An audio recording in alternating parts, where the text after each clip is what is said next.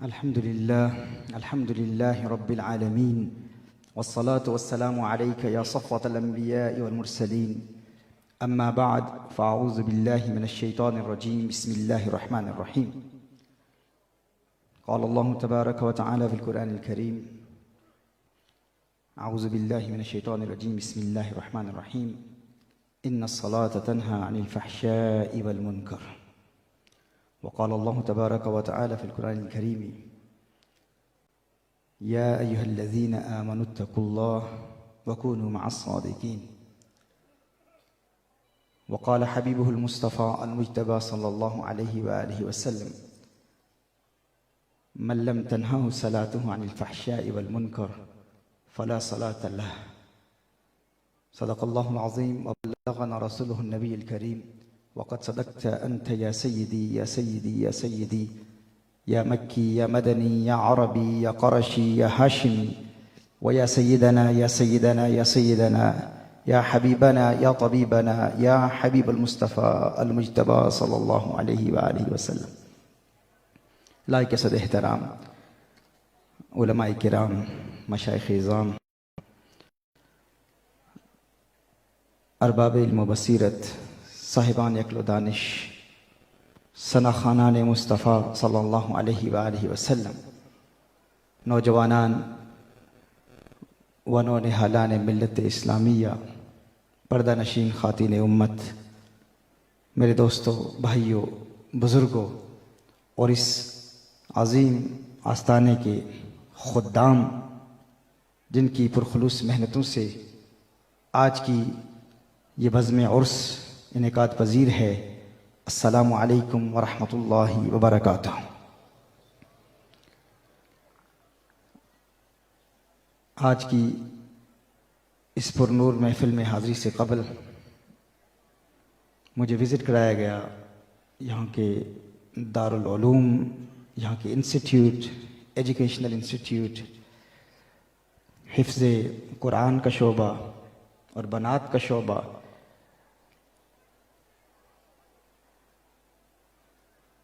तदरीसी काम जो यहाँ हो रहा है, तुल्लाबुल इल्म की ज़ियारत का शर्फ़ हासिल हुआ, उलमा की ज़ियारत का शर्फ़ हासिल हुआ। ये देखकर बहुत खुशी हुई कि ऐसे दूर दराज इलाके में, देहात में इस अज़ीम पैमाने पर नबी करीम सल्लल्लाहु अलैहि व आलिहि वसल्लम से मोहब्बत करने वाले आशिकान मुस्तफ़ा सल्लल्लाहु अलैहि व आलिहि वसल्लम नबी करीम सल्लल्लाहु अलैहि व आलिहि वसल्लम के उलूम पढ़ा रहे हैं। अल्लाह जल्ला व अला इस अज़ीम आस्ताने के खुद्दाम की इस काविश को अपनी बारगाह में कबूल फरमाए। अभी जब यहाँ मैं आ रहा था तो बरतानिया से मुझे मैसेजेस आ रहे हैं कि शायद आप को तफसीली तारुफ़ नहीं है, ये वो आस्ताना है जहाँ के शेख मोहतरम हज़रत शेख तरीक़त हैदर शाह रहमहुल्लाह ने यहाँ से बरतानिया में अज़ीम आलम इस्लाम के मुनाज़िर अल्लामा ज़ियाउल्लाह क़ादरी साहिब, अल्लामा खुदा बख्श क़ादरी साहिब रहमहुल्लाह जैसे अज़ीम उलूम और फ़नून के माहिरीन को यहाँ से भेजा। और चूँकि पहली हाज़िरी है, तफसीली तारुफ़ तो नहीं था, लेकिन जब वहाँ से पैगामात आए, बल्कि मुहद्दिस सियालकोटी आले रहमा के आस्ताने के साहबज़ादगान ने बरतानिया से रब्ता किया और फिर यहाँ आकर जनाब साजिद कासमी साहिब और जनाब अमानत अली साहिब इनकी काविशों को देखा। अल्लाह जल्ला व अला इन सब की मेहनतों को अपनी बारगाह में कबूल फरमाए। मेरी दुकान पे रोशन न सही किन दिल ने, जानते हैं मेरी सनत के ख़रीदार मुझे। पूरी दुनिया में चर्चा है, पूरी दुनिया में ये पैगाम फैल रहा है। अल्लाह ताला हम सबको इखलास अता फरमाए। और जिस तरह यहाँ के खुद्दाम ने एक मुनफरिद अंदाज में, एक यूनिक अंदाज में, यानी ये सिलसिला हमने दुनिया भर में मैं जाता हूँ, प्रोग्राम्स होते हैं, लेकिन ऐसा मुनफरिद काम हमने नहीं देखा। ना वो मोरूसी निज़ाम है जिसकी वजह से अक्सर आस्तानों पर तनकीद की जाती है। खुद्दाम हैं, मुरीदीन हैं जो इस पूरे निज़ाम को इखलास के साथ चला रहे हैं। और ये बहुत बड़ा काम है, बहुत मुनफरिद काम है। अल्लाह जल्ला वाला आपको इत्तिहाद अता फरमाए, इत्तिफाक अता फरमाए और इसी इत्तिहाद और इत्तिफाक के साथ इस सिलसिले को जारी रखने की तौफीक अता फरमाए। आज चूँकि एक मुनफरिद सेटिंग है, उर्स शरीफ के हवाले से बहुत कम ऐसे हाज़िरी हुई कि उर्स शरीफ भी हो और जुमा शरीफ की महफिल भी हो, जुमा का खुतबा भी हो, तो इस मुनासबत से कुरान करीम की एक आया मुबारक का इंतखाब इसलिए किया है क्योंकि ये वो आस्ताने होते हैं जहाँ से न सिर्फ शान औलिया और अक़ायद अहले सुन्नत व जमात का पैगाम फैलाया जाता है बल्कि साथ साथ रूहानी तरबियत भी की जाती है। तो अभी चूँकि हम कुछ देर के बाद नमाज अदा करेंगे तो कुछ बातें हम नमाज के हवाले से सीख लेते हैं। अल्लाह जल्ला वाला कुरान करीम में इरशाद फरमाता है कि नमाज बुराइयों से बचाती है। लेकिन क्या वजह है कि हमारे बहुत सारे ऐसे दोस्त देखते हैं, वो कहते हैं कि हमारे बाबा जी दादा हुजूर एक अरसे से नमाज पढ़ रहे हैं लेकिन वो फिर भी गुनाह कर रहे हैं, वालिद साहब झूठ बोलते हैं, बहुत सारे ऐसे गुनाह हो जाते हैं, नौजवान किया बुजुर्ग किया, गुफ्तगू में तलखी होती है, बदनिगाही होती है, गीबत करते हैं। तो क्या वजह है कि इतनी इस्तिकामत से नमाज पढ़ रहे हैं लेकिन फिर भी गुनाहों का सिलसिला जारी है, जबकि अल्लाह जल्ला वाला कुरान में इरशाद फरमाता है कि ये नमाज गुनाहों से बचा लेती है, नमाज हिफाजत करती है। इनकी नमाज क्यों नहीं बचाती? 50-50 साल हो गए नमाज पढ़ रहे हैं, एक अरसे से नमाजें अदा हो रही हैं, तो अल्लाह जल्ला वाला का कलाम उसमें तो झूठ का इम्कान भी नहीं है। जब अल्लाह इरशाद फरमा रहा है कि नमाज गुनाहों से बचाती है, बुराइयों से बचाती है, तो हमारी नमाज हमें क्यों नहीं बचाती? इसलिए क्योंकि नमाज की दो फॉर्म्स होती हैं, एक फिजिकल फॉर्म, एक स्पिरिचुअल फॉर्म। एक नमाज का जिस्म है और एक नमाज की रूह है। जो नमाज के जिस्म और रूह के मजमूए के साथ नमाज को कायम करता है उसकी नमाज उसे हर बुराई से बचाती है। नमाज कायम करने और नमाज अदा करने में बहुत बड़ा फर्क है। एक होता है नमाज अदा करना, एक होता है नमाज कायम करना।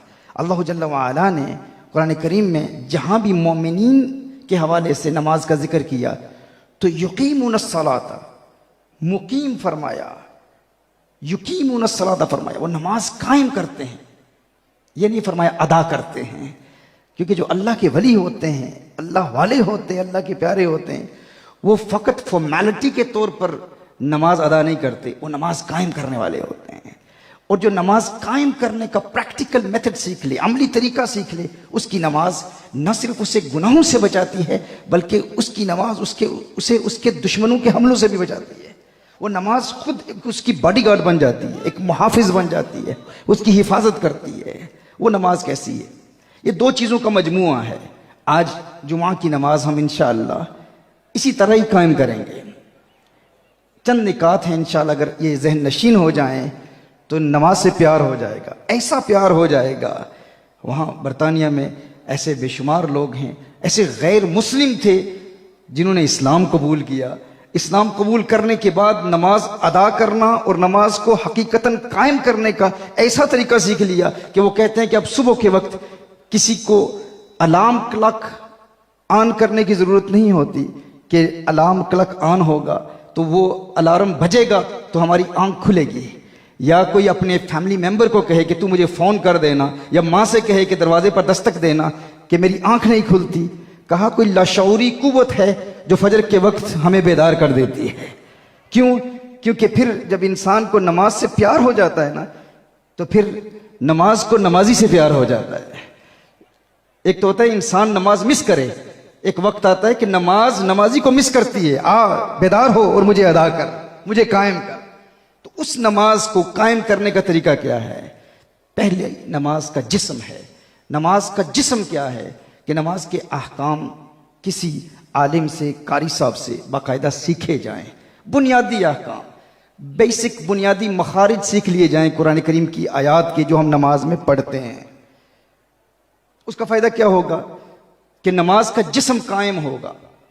मिसाल के तौर पर, आम तौर पर किसी से कहते हैं हम, आपका क्या हाल है? वो कहते हैं अल्हम्दुलिल्लाह मैं तो ठीक हूँ। अब अल्हम्दुलिल्लाह का मतलब क्या है? अल्हम्दुलिल्लाह का एक लुग़वी, एक लिंग्विस्टिक माना मौत है। हम कहना ये चाह रहे हैं तमाम तारीफें अल्लाह के लिए हैं, और अलियाज़ुबिल्लाह अल्हम्दुलिल्लाह कह के हमने ये कह दिया कि मौत अल्लाह के लिए है। अल्हम्दुलिल्लाह और अल्हम्दुलिल्लाह में ज़मीन और आसमान का फ़र्क है। अल्हम्दुलिल्लाह का माना है तमाम तारीफ़ें अल्लाह के लिए हैं, और अल्हम्दुलिल्लाह का माना है एक माना मौत अल्लाह के लिए है। तो जो शख्स नमाज में अल्हम्दुलिल्लाह रब्बिल आलमीन पढ़ रहा है, उसकी नमाज का तो जिस्म भी नहीं है, चाहे जाए कि नमाज की रूह मौजूद हो।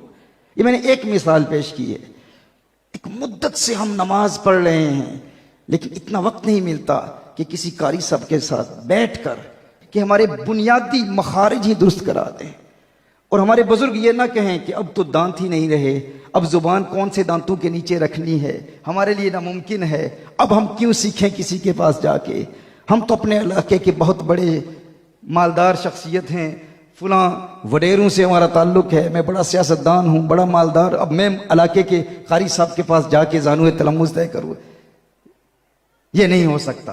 तो याद रखें, अगर हकीकतन नमाज कायम करने वाले बनना चाहते हैं और चाहते हैं कि अल्लाह की बारगाह में हमारी नमाज कबूल हो, तो ये बुनियादी काम हमें करना है। दुनिया के लिए हम बहुत कुछ कर लेते हैं, लेकिन आखिरत के लिए कम अज कम हमें नमाज का तरीका तो सीखना है। इसके अलावा नमाज के फ़िक़्ह के बुनियादी मसाइल सीखना ज़रूरी है। ये नमाज का जिस्म है। नमाज की रूह क्या है, यानी नमाज का जिस्म क्या है?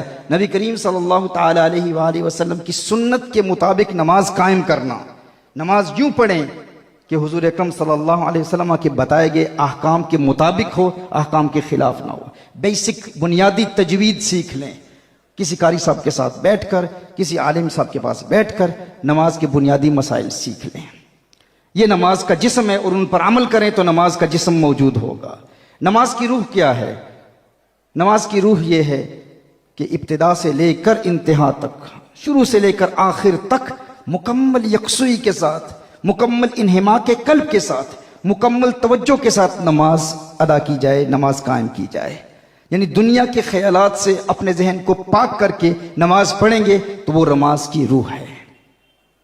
इन दोनों के मजमूए के साथ जो शख्स नमाज कायम करता है, वो नमाज उसे गुनाहों से बचा लेती है।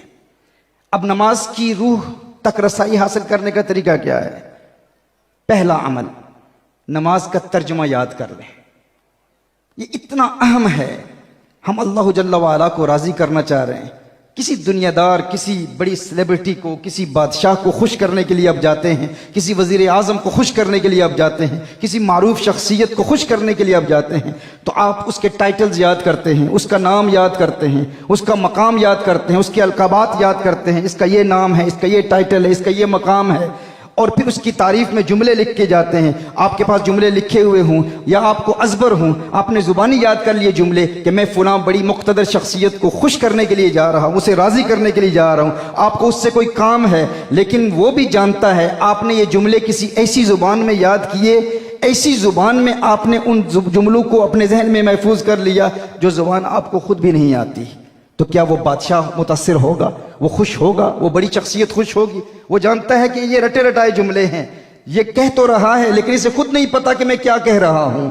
40 साल हो गए, 50 साल बीत गए, दाढ़ियां सफेद हो गई, अत्तहियातु लिल्लाहि वस्सलावातु पढ़ रहे हैं। खल्लाके कायनात, परवरदिगार आलम, सारी दुनिया का खालिक, वो सारी दुनिया को बनाने वाला, वो बादशाहों का बादशाह, उससे बड़ी ताकत किसी की नहीं। दुनियादार को खुश करने के लिए जाएं तो उसके अलकाबात याद करें, किसी दूसरी जुबान में याद करके उसके सामने बयान करें। वो कभी खुश नहीं होगा अगर उसे पता है कि आपको भी नहीं पता कि आप उसके मुतल्लिक क्या कह रहे हैं। लेकिन अल्लाह को खुश करने के लिए हम जा रहे हैं, लेकिन हमें पता ही नहीं कि अल्लाहुम्मा इन्ना नस्तईनु का मतलब क्या है, हमें पता ही नहीं अल्हम्दुलिल्लाहि रब्बिल आलमीन का मतलब क्या है, हमें इल्म ही नहीं अत्तहियातु लिल्लाहि वस्सलावातु का मतलब क्या है। नमाज का मतलब तो यह है कि अल्लाह से राज़ो नियाज की बातें करें, लेकिन अल्लाह से बातें कर रहे हैं, खुद पता ही नहीं है कि कह क्या रहे हैं।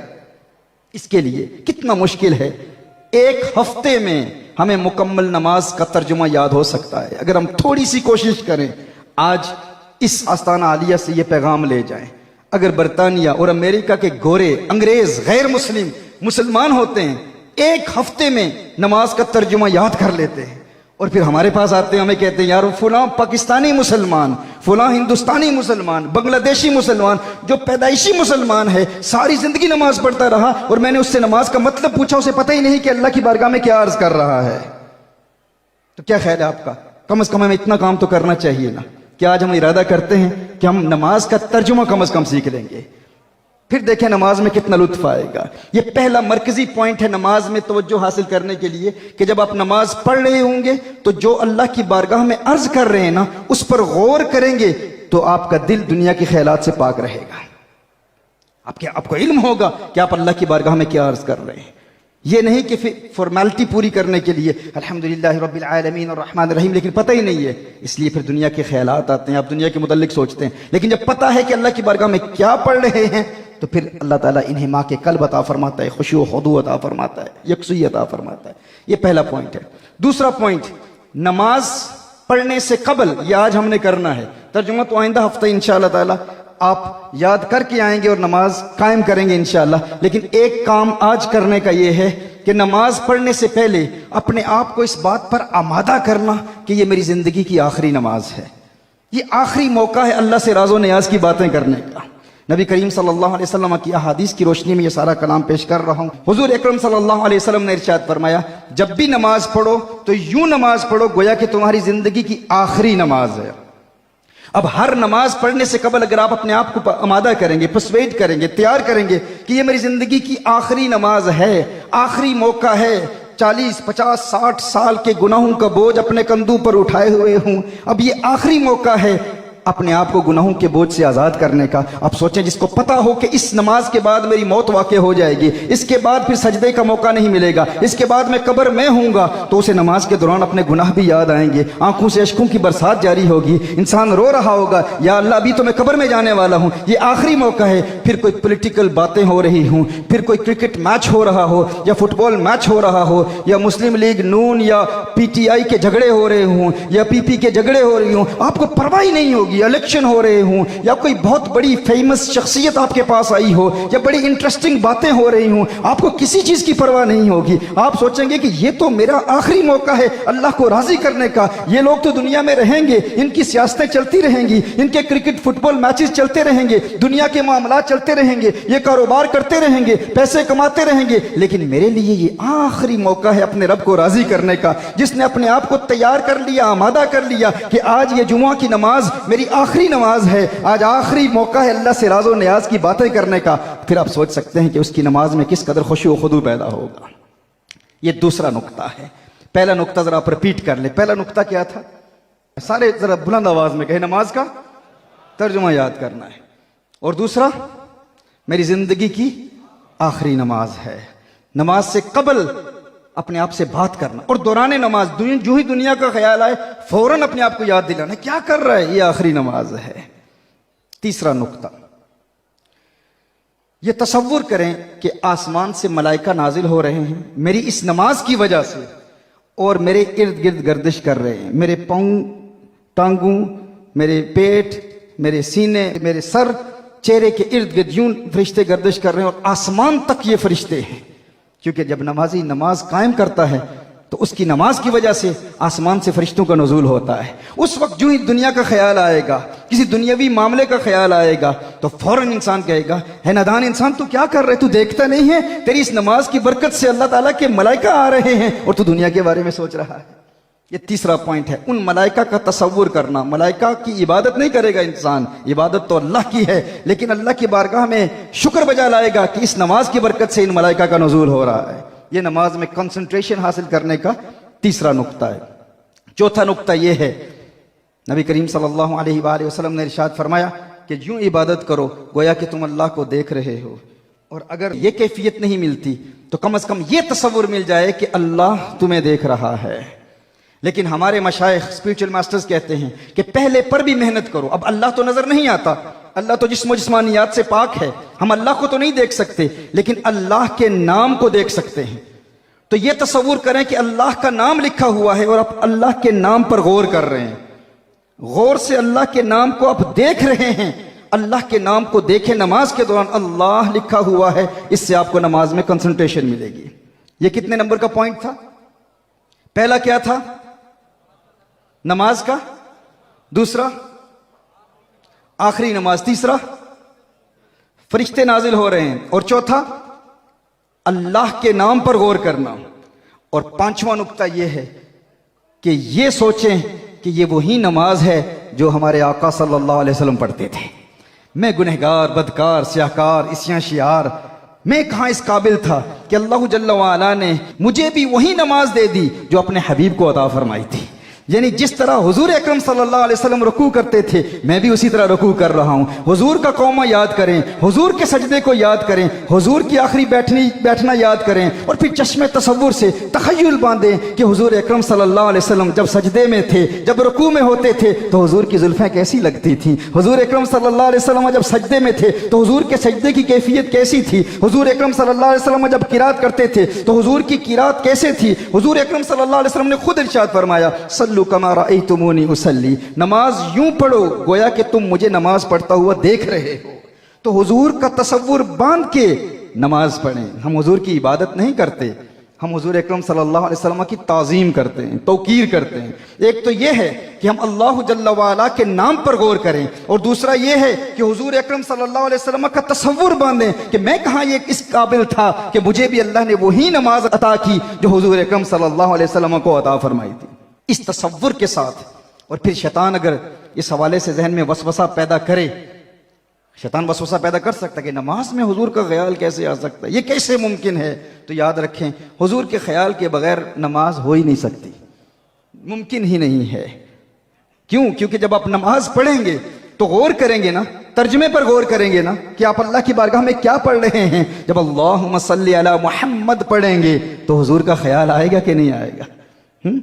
बल्कि नमाजी जब नमाज पढ़ रहा होता है तो अल्लाह जल्ल व अला ने नमाज की हैयत ही ऐसे बनाई है कि इंसान नमाज पढ़ रहा होता है और उसे हुजूर की याद आ रही होती है, और बल्कि उसे जो देख रहा होता है उसे भी हुजूर की याद आ रही होती है। कैसे? आप नमाज को देख लें और इसमें अहमद को देख लें। अहमद कैसे लिखा जाता है? अलिफ, हे, मीम, दाल। अब सुनने में क्या अर्ज कर रहा हूं? हाँ, जब नमाजी नमाज पढ़ रहा होता है, वो खड़ा होता है तो अहमद की अलिफ बना होता है।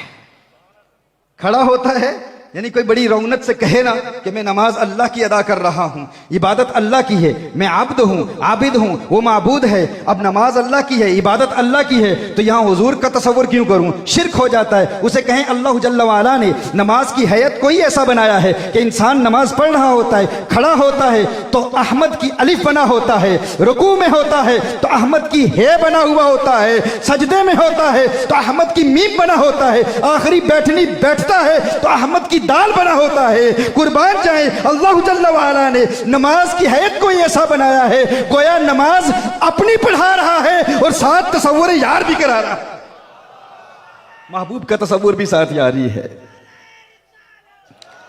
और हुजूर अकरम सल्लल्लाहु अलैहि वसल्लम के तसव्वुर के बगैर नमाज कायम करना, बल्कि अल्लाह को जानना, यह भी मुमकिन कहां है। अल्लाह की वहदानियत तक रसाई हासिल करना। हमारे पूरे पाकिस्तान में टूर्स हो रहे हैं, डिस्कशंस हो रही हैं, और यहां पर इल्हाद इतनी तेजी से फैल रहा है। इन इलाकों में शायद ये फितना अभी तक ना पहुंचा हो, लेकिन कराची में, इस्लामाबाद में, लाहौर की यूनिवर्सिटीज के ऐसे ऐसे नौजवान माँ बाप ने नाम अब्दुल रहमान रखा, अब्दुल्ला रखा, और कहा कि हम अल्लाह के वजूद को नहीं मानते। अल्लाह है तो दिखाओ कहां है, नजर नहीं आता, हम उसी को मानेंगे जो नजर आएगा। तुम कहते हो शहरक से ज्यादा करीब है, अगर शहरक से ज्यादा करीब है तो जो करीब होता है वो नजर आता है, हमें नजर क्यों नहीं आता? एक जवाब अहले इश्क की तरफ से, गायत कुर्ब गायत खिफा का सबब होती है। ये जो मैंने कहा ना, एक तो है अल्लाह के नाम पर गौर करें, हाँ, और दूसरा यह है कि नबी करीम सल्लल्लाहु अलैहि वसल्लम का तसव्वुर बांध के नमाज पढ़ें तो नमाज से प्यार हो जाएगा, और नमाज को फिर नमाजी से प्यार हो जाएगा। यह बात कि अगर अल्लाह शहरक से भी ज्यादा करीब है तो जो चीज करीब होती है वो नजर आती है, दिखाओगे तो मानेंगे। पहले एथियस्ट के साथ हमारा मुकाबला होता था बरतानिया में, मुल्हिदीन के साथ, अमेरिका में, यूरोपियन कंट्रीज में, लेकिन अब बहुत अफसोस होता है कि ये फितना यहाँ की यूनिवर्सिटीज और कॉलेजेस में इस तेजी से फैल रहा है कि पाकिस्तान में पैदा होने वाला नौजवान बड़ी रौनक और तकब्बुर से कहता है कि मैं अल्लाह को नहीं मानता, अलियाज़ु बिल्लाह। और फिर मिशनरीज यहां पर काम कर रही हैं, सीक्रेट सोसाइटीज बनी हुई हैं, वहां पर शैतान की पूजा की जा रही है। क्यों? क्योंकि हम हुजूर से दूर हो गए हैं। कहा जाता है अगर अल्लाह है तो दिखाओ। तो एक कानून याद रखें, गायत कुर्ब गायत खिफा का सबब होती है। जो चीज इंसान से जितनी करीब होना उतनी ही उसकी निगाहों से ओझल होती चली जाती है। मेरी ये उंगली में से देख रहा हूं, अब आंखों से दूर है तो नजर आ रही है, और करीब आई कम नजर आ रही है, अब और करीब आई अब नजर नहीं आ रही, यहां तो बिल्कुल नजर नहीं आ रही। यानी जो चीज इंसान से जितनी करीब होती है उतनी ही उसकी निगाहों से ओझल होती चली जाती है। जिस तरह इंसान की अपनी आंखें हैं, आंखें आपके माथे के साथ मुत्तसिल हैं। क्या आप अपनी आंखों को देख सकते हैं? क्या किसी ने अपनी आंखों को कभी देखा है? नहीं देखा। तो क्यों अपनी आंखों के वजूद को हम मानते हैं? अपनी आंखों से इंसान अपनी आंखों को नहीं देख सकता। क्या कभी किसी ने देखा है? नहीं देखा। तो आंखों के वजूद को क्यों मानते हो कि आंखें हैं?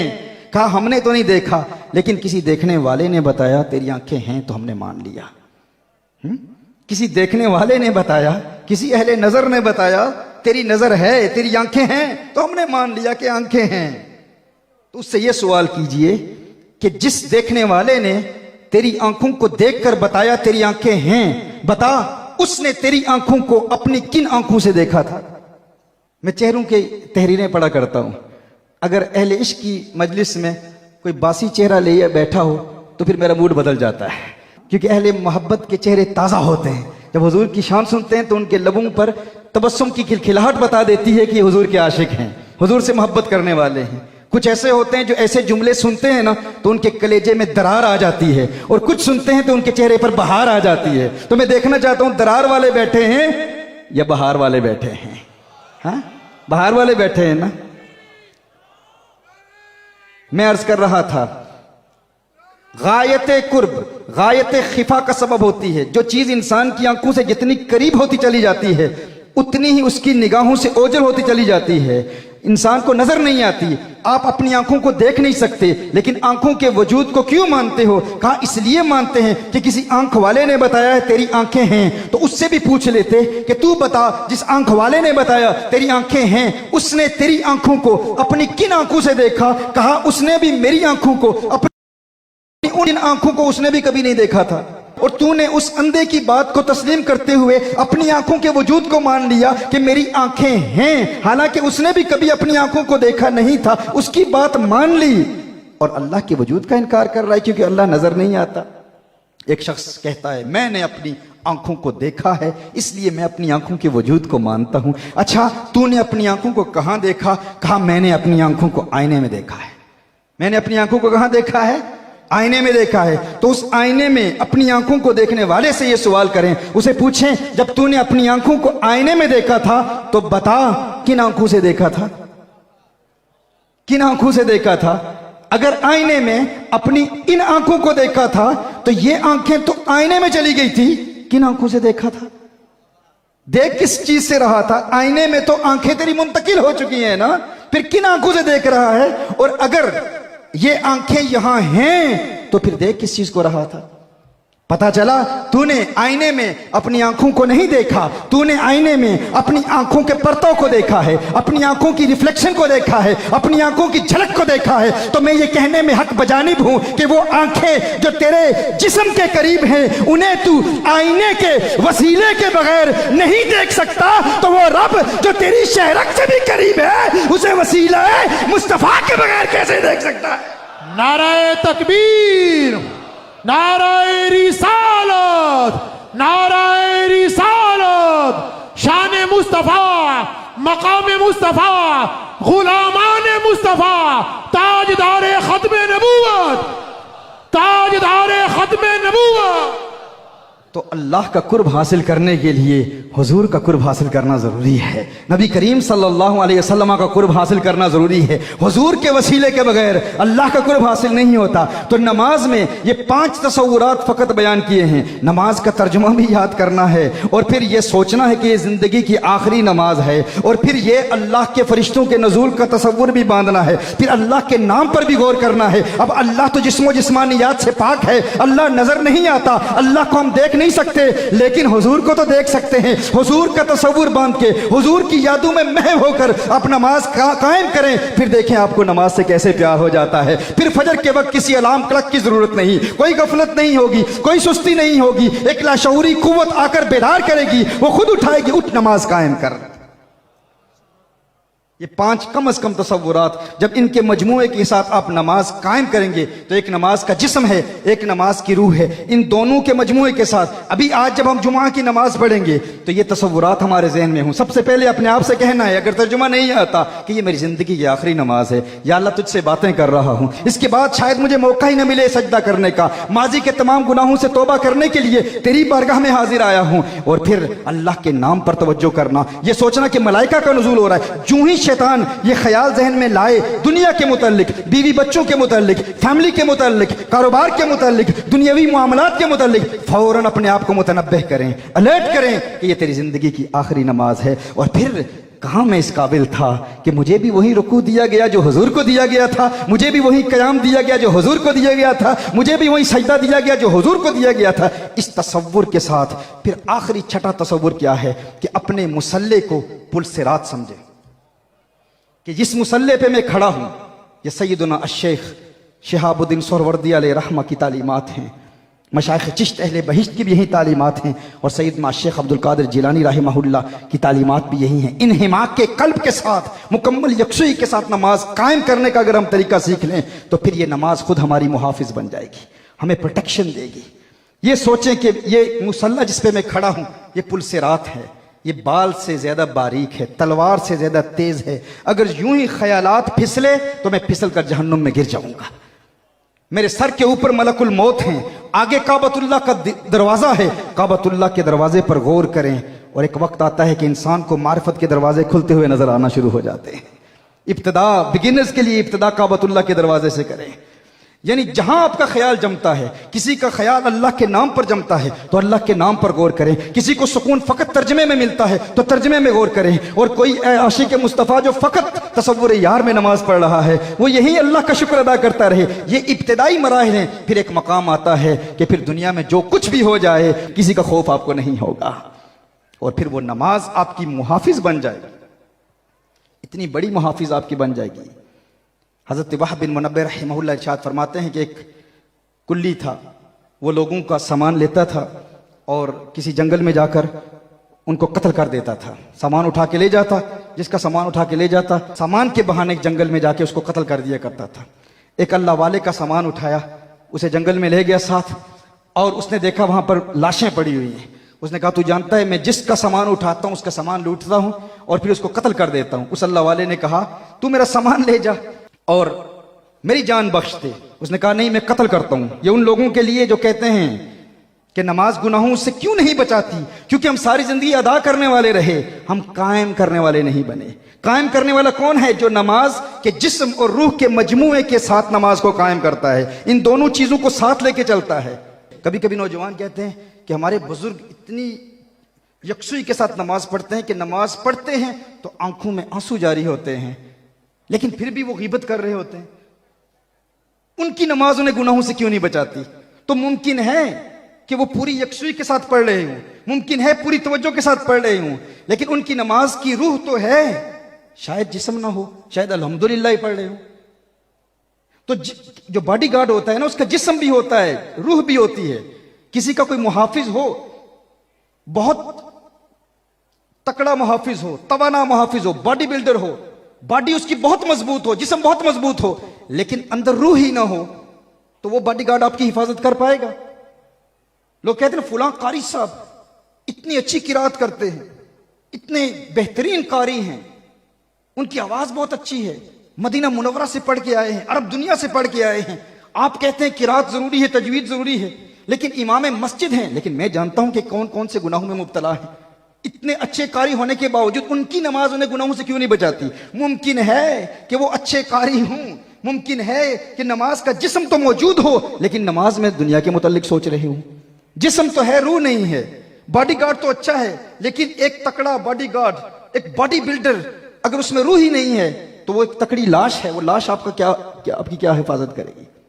और इसी तरह कहीं रूह तो है लेकिन जिस्म इतना कमजोर है कि वो अपने पांव पे खड़ा ही नहीं हो सकता, तो वो आपकी क्या मदद करेगा। एंड इसी तरह याद रखें, नमाज का जिस्म और रूह दोनों जरूरी हैं। नमाज के अहकाम भी सीखें, बुनियादी अहकाम सीखें, और नमाज की रूह के साथ नमाज कायम करें। फिर आपको किसी के दरवाजे पर दस्तक देकर भीख मांगने की जरूरत पेश नहीं आएगी, क्योंकि नमाज न सिर्फ आपको गुनाहों से बचाएगी, नमाज आपको आपके दुश्मनों से भी बचाएगी, दुश्मनों के हमलों से बचाएगी।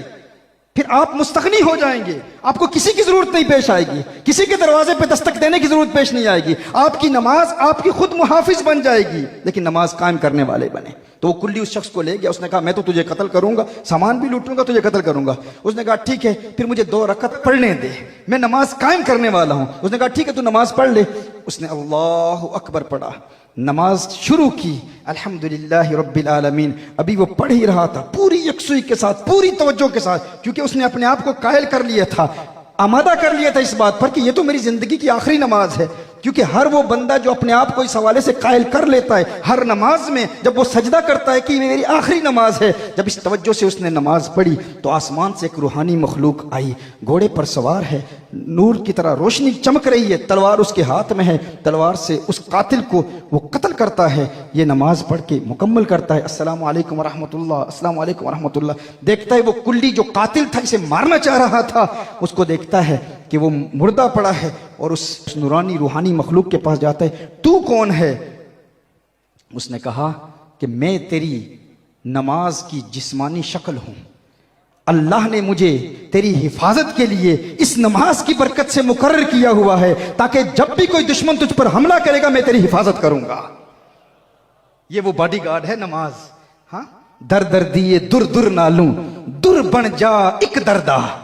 नहीं, पंजाबी नहीं आती, ठीक है, मैं उर्दू में ही जारी रखूं, चूंकि मैं इस वक्त लखनऊ में बैठा हुआ हूं ना, लखनऊ में बयान कर रहा हूं, तो पंजाबी तो सुनने वाले समझने वाले हैं ही नहीं यहाँ पर। हाँ, सुभान अल्लाह, सुभान अल्लाह, सुनने वाले। अच्छा, दर दर दिए दुर दुर नालू। पंजाबी मेरी पहली जुबान नहीं है, बल्कि उर्दू भी मेरी पहली जुबान नहीं है। उर्दू भी मेरी सीखी हुई जुबान है, पंजाबी भी मेरी सीखी हुई जुबान है। यानी बरतानिया में सारी जिंदगी मेरी गुजरी, तो पहली जुबान जिस जुबान में हमने पढ़ा, स्कूल गए, कॉलेज गए, यूनिवर्सिटी, वो इंग्लिश है। लेकिन आपकी तबीयतों की ज़ियाफत के लिए मैं कुछ अशआर पेश कर रहा हूं। तो दर दर की ठोकरें खाने वाला, कभी उसके दरवाजे पर दस्तक दी, कभी उससे मदद मांगी, कभी किसने अपने दरवाजे से धुतकारा, धक्के दिए, जा तू मंगता है, भिखारी है, गरीब है, मुफलिस है, नादार है। कहा नमाज से प्यार कर लो, नमाज को अपना मुहाफिज बना लो, फिर दर दर की ठोकरें खाने की जरूरत नहीं पेश आएगी। दर दर दिए दुर दुर नालू, दुर बन जा एक दरदा, चव्वल कुत्ता क्यों खवेंदा है, दुर बन वक्ता वर्दा। सुभान। उस एक बारगाह से वाबस्ता हो जाता है, फिर उसे दर दर की दुर दुर से आजादी मिल जाती है, क्योंकि वो एक दर का दुर बन जाता है। दुर कहते हैं मोती को, एक दर का दुर बन जाता है। लेकिन ये बात उसे ही समझ आएगी जो फकत फजाइल और जो शीले खिताब सुनने के आदी हूं कि फकत औलिया अल्लाह की करामतें ही बयान की जाएं, उन्हें ये बात समझ नहीं आएगी, क्योंकि मिजाज यही बन गया है ना। लेकिन ये डोडा शरीफ का आस्ताना है, यहाँ रूहानी तरबियत भी होती है, यहाँ बुजुर्ग पर्दा फरमा जाएं तो फिर भी अपने मुरीदों को ऐसा तैयार करते हैं कि वो चले भी जाएं, उनका रूहानी फैजान ऐसा होता है कि फिर पूरी दुनिया में हुफाज तैयार होते हैं, उलमा तैयार होते हैं। वहां समझ नहीं आएगी जहां पर दीन का इल्म नहीं है, जहां दीन के अहकाम नहीं है, जब शरीयत के अहकाम ना हो। लेकिन ये तो मैं अहले फहम से बात कर रहा हूं, मगर न वहां तो मूर्ख नु की पंद नसीहत, पत्थर नु की पाला, दुद्धा अंदर काग नो ये अंत काले दा काला। दूध के अंदर कव्वे को इस नीयत से डाल दें कि उसका रंग बदल जाएगा, वो तो काले का काला ही रहेगा, वो नहीं बदलेगा। लेकिन वो जो अहले दिल की महफिल में आता है, अहले नजर की महफिल में आता है, वो न सिर्फ सीखता है, न सिर्फ सुनता है, बल्कि अमल करने के इरादा करके यहां से उठेगा कि आज हम नमाज जुमा पढ़ेंगे तो इस तवज्जो से पढ़ेंगे, इस यकसुई से पढ़ेंगे, और इंशाअल्लाह फिर नमाज से हमें प्यार हो जाएगा। और यही वो नमाज का प्यार है जो इंसान को फिर तकवा की राहों पर गामजन करता है। नमाज इंसान को मुत्तकी बनाती है, नमाज इंसान की हिफाजत करती है। अल्लाह ने इरशाद फरमाया, ए ईमान वालो तकवा इख्तियार करो और अल्लाह वालों की संगत इख्तियार करो, वकूनु मास्सादिकीन। तकवा का सिला अरबी जुबान में अगर अल्लाह हो तो इसका मतलब होता है डरना, और अगर गैरुल्लाह हो तो इसका मतलब है बचना।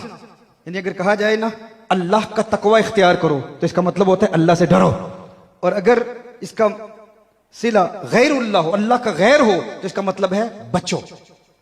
अल्लाह से डरो और गैरुल्लाह से बचो। अल्लाह से डरना तकवा है और गैरुल्लाह से बचना तकवा है।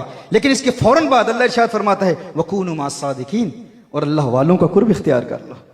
अल्लाह खुद फरमा रहा है कि अल्लाह से डरो और गैरों से बचो, और फिर खुद फरमा रहा है सादिकीन का कुर्ब इख्तियार करो, अल्लाह के वलियों का कुर्ब इख्तियार करो।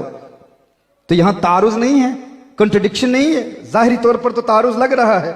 अगर कोई कुरान का तालिब इल्म कुरान करीम की दीगर आयात की रोशनी में इस नतीजे पर पहुंचे कि तकवा कहते ही इसे हैं अल्लाह से डरो गैरों से बचो, फिर अल्लाह फरमा रहा है कि मेरे वलियों का कुर्ब इख्तियार करो, तो क्या वली ये अल्लाह है? अल्लाह नहीं है।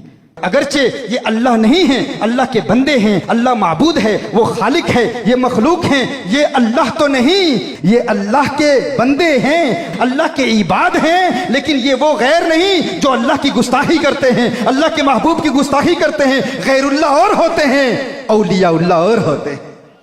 ये अल्लाह के प्यारे हैं, इनका कुर्ब इख्तियार करो। इनका कुर्ब तुम्हें फिर तकवा की राहों पर गामजन करेगा, तकवा पर इस्तिकामत अता फरमाएगा, ईमान पर इस्तिकामत अता फरमाएगा। तो एक तो यह है कि नमाज का प्यार, और फिर नमाज पढ़नी है तो अल्लाह वालों के करीब रह के पढ़नी है, अल्लाह वालों का कुर्ब इख्तियार करके पढ़नी है। इसका फायदा क्या होगा? अल्लाह जल्ला वाला आपको तकवा में इस्तिकामत देगा, और यही वो मुत्तकी हैं। देखें अल्लाह कुरान में इरशाद फरमाता है, ये आया हमने बार बार पढ़ी ना, अला इन्ना औलिया अल्लाह ला खौफुन अलैहिम वला हुम यहज़नून। अल्लाह के वली डरते नहीं हैं, डर से पाक हैं। यहां खुद अल्लाह इरशाद फरमा रहा है अल्लाह से डरो, और इसी आया में फरमाया अल्लज़ीना आमनू व कानू यत्तकून, कि ये वो ईमान वाले हैं जो तकवे वाले हैं, डरने वाले हैं। और उधर अल्लाह इरशाद फरमा रहा है वली डरते नहीं, फरमाया वलियों को किसी का डर नहीं, खौफ नहीं, फिर खुद फरमा रहा है डरते भी हैं। इसी आया में अला इन्ना औलिया अल्लाह ला खौफुन अलैहिम वला हुम यहज़नून। उसके बाद क्या फरमाया? अल्लज़ीना आमनू व कानू यत्तकून, फरमाया अल्लाह के वली डरते नहीं हैं, फिर खुद फरमाया डरते हैं। बज़ाहिर तारुज़ है, बज़ाहिर कंट्रडिक्शन है। फर्क ये है, जब फरमाया खौफ नहीं डर नहीं, फिर खुद फरमाया खौफ है डर है, तो किससे डरते हैं और किससे नहीं डरते? कहा अल्लाह के वली वो हैं जो सिर्फ उस एक से डरते हैं, जो एक से डरता है, एक से डरता है, फिर वो हर एक से नहीं डरता, फिर वो हर एक से नहीं डरता, क्योंकि वो एक से डरता है। जो एक से डरता है वो हर एक से नहीं डरता, और जो उस एक से नहीं डरता फिर वो हर एक से डरता है।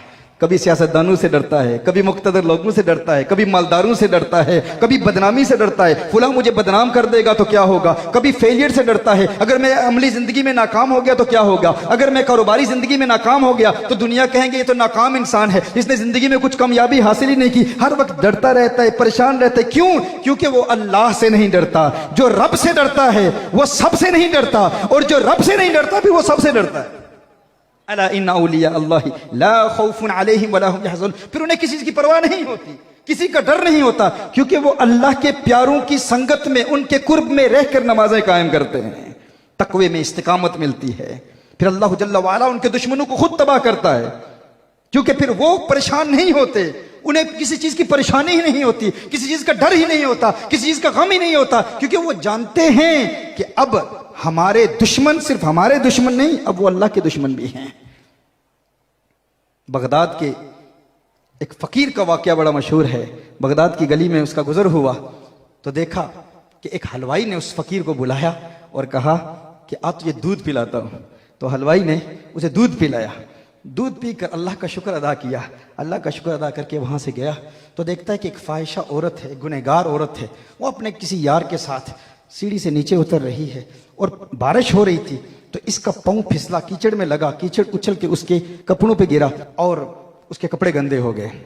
अब उसका महबूब वहां खड़ा था, उसे गुस्सा आया। उसने कहा फकीर तू पागल है, देखता नहीं किस कदर महंगे कपड़े हैं, तूने मेरी इस महबूबा के कपड़े गंदे कर दिए। उसने उसे थप्पड़ मारा। ये फकीर था, अल्लाह वाला था, वहां से गुजरा, आसमान की तरफ देखता है, देख के कहता है अल्लाह तेरी शाने भी अजीम हैं, तेरी शाने भी अजीब हैं। कभी हलवाइयों से दूध पिलाता है और कभी इन लोगों से थप्पड़ पड़ते हैं, कभी दूध पीता हूं। या अल्लाह तेरी शाने भी अजीब हैं, तू भी अजीम शानों वाला है। उसका ये कहना था कि वो औरत जो सीढ़ियों से नीचे आ रही थी, उसका पांव फिसला, सर दीवार पर लगा और उसकी मौत वाक़ई हो गई।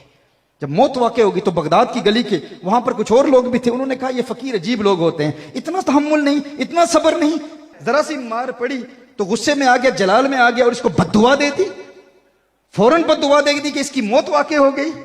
उससे गिला किया, कहा फकीरों में तो बड़ा जब्त होता है, बड़ा तहम्मुल होता है, बड़ी वसत होती है, उनका कल्ब बड़ा वसी होता है, इतनी बात भी बर्दाश्त नहीं कर सका।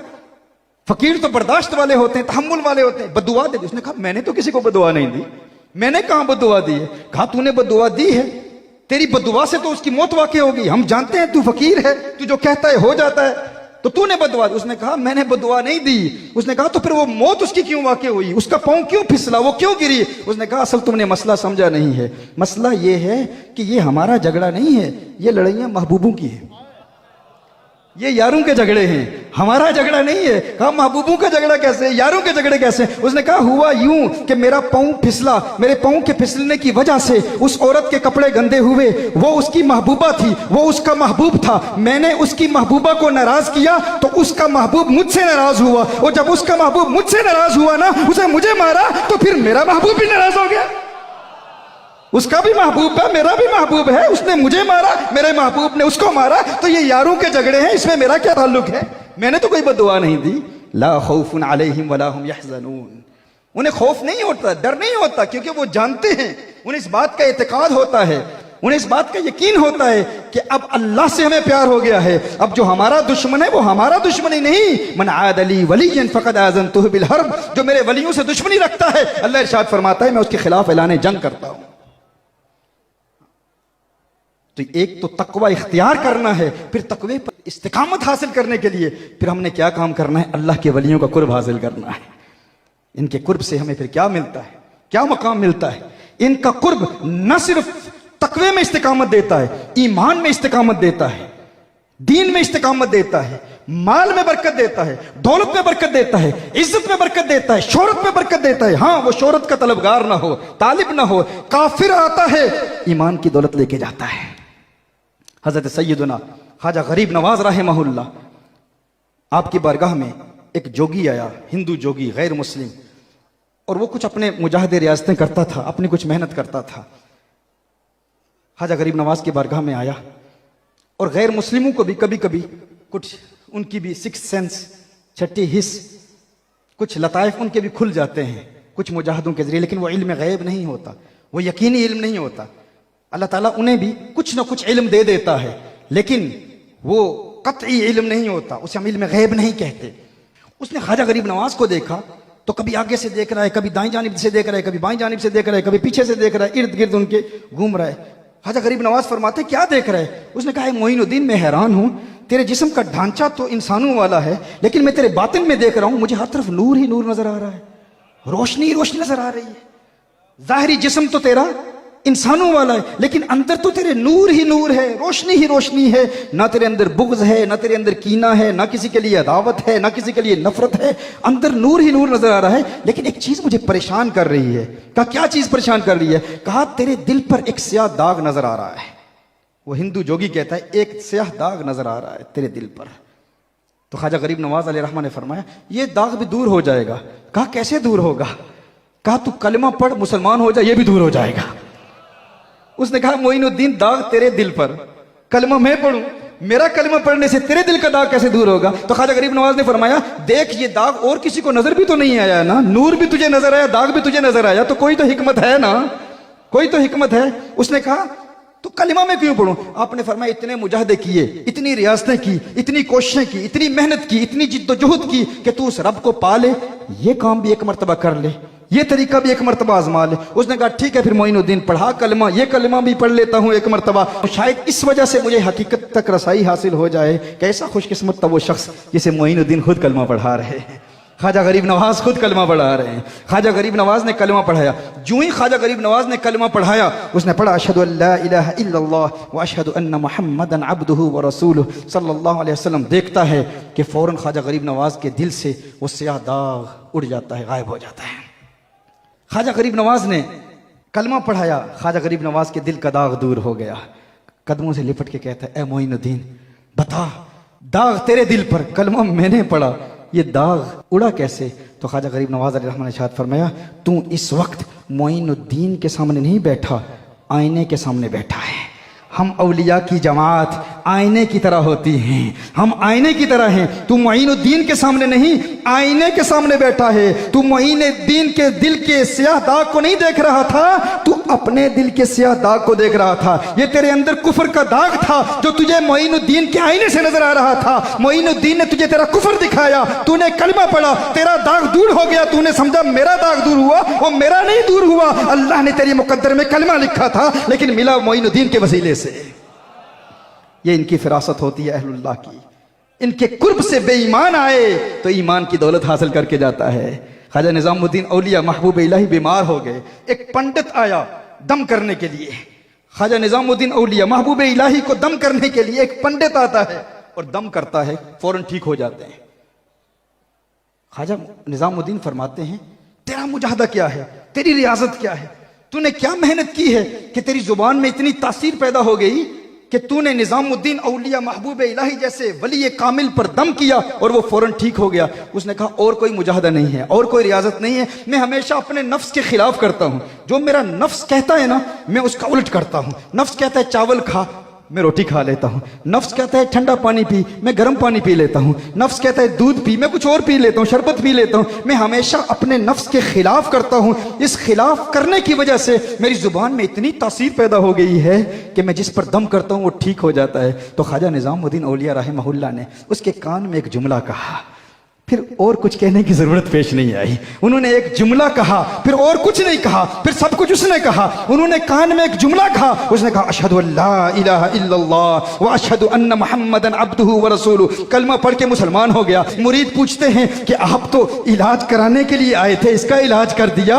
अल्लाह के वली इलाज कराने के लिए नहीं आते, वो इलाज करने के लिए आते हैं। कहा फिर इसको क्या कहा कान में कि जिसकी वजह से ये कुफर से पाक हो गया? कहा मैंने और कुछ नहीं कहा, ना कोई दलीलें दी, ना कोई अकली दलाइल, ना कोई मंतकी दलाइल, ना कोई फलसफी दलाइल। ये वलियों का अंदाज है, अल्लाह ने इनको फिरासत दी है। इत्तकू फिरासतल मोमिन फइन्नहु यंजुरु बिनूरिल्लाह। अल्लाह के वली की फिरासत से डरो कि वो अल्लाह के नूर से देखता है। उसका अंदाज दिल बराना होता है, उसका अंदाज जुदा होता है। कहा फिर कलमा कैसे पढ़ाया? कहा उसने कहा था ना कि मैं हमेशा अपने नफ्स के खिलाफ करता हूं। नफ्स कहता है ठंडा पानी पी तो मैं गर्म पीता हूं, नफ्स कहता है चावल खा तो मैं रोटी खाता हूं। तो मैंने उसके कान में एक जुमला कहा, मैंने कहा तेरा नफ्स इस बात पे राजी है कि तू मुसलमान हो जाए? कहा नहीं नहीं नहीं नहीं, मुसलमान तो नहीं हो सकता। कहा फिर नफ्स का उलट करना, मेरा ये बात कहना था कि उसने फौरन उलट किया, कलमा पढ़ के मुसलमान हो गया। ये अल्लाह के वलियों का तरीका होता है।